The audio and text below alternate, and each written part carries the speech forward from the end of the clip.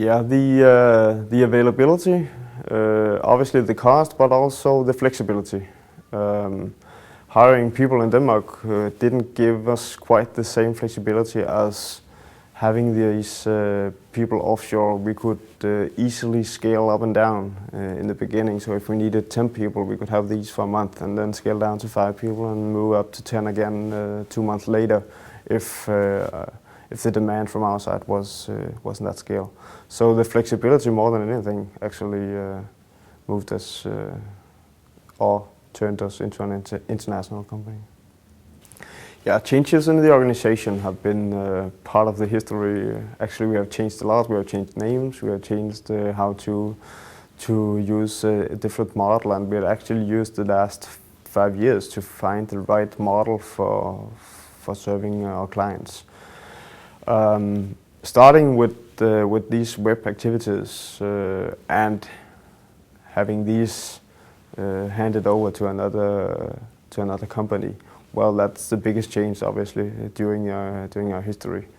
But on the other hand, the people which were doing these services in our offshore facilities, we are still having in the organization. So a lot of the knowledge is still with us.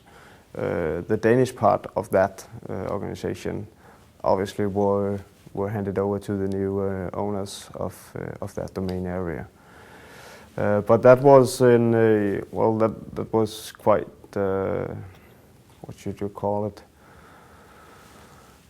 That actually made sense because we had kind of 2 companies in one. So the people who served these types of clients were good at that, and then it requested other kind of project managers, other kind of engagements with the clients. So that also meant other key account management profiles to act in the offshore industry to compare to the web activities, which is more marketing related and marketing people and sales people which you are dealing with, whereas the offshore is more in the IT division of different of the client's company. So it could be IT directors or even CEOs which you are making the agreement with, because it's very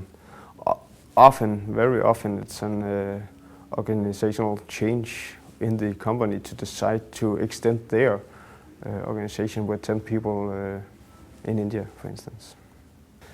After a period of a couple of years in India, the demand in the market and also our own wishes to expand the company made us look at where else would be a good idea to have a development center.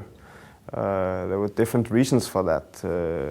One of them is actually to reduce the risk. Having only one development center in India is a huge risk in case anything happens in India, political or whatever.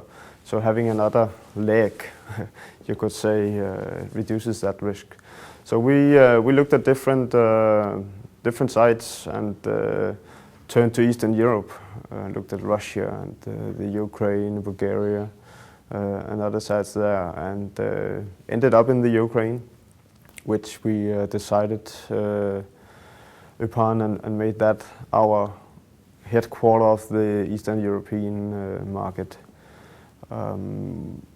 The big experience and everything we have learned established the center in India. Obviously made us think a little bit more about how to do it in the Ukraine. And we decided to start with a partner, actually 2 partners, to have we could compare these 2 partners in the Ukraine, but also not setting up our own company just from day one. We wanted to make sure that the Ukraine actually was the right country for us. The availability of highly skilled people and the English knowledge and the level of the educational, how many people are educated from the universities and everything. Obviously we did a very big due diligence in different countries, but you never know it actually before you are working there. So we started with 2 partners and have been with these 2 actually until now.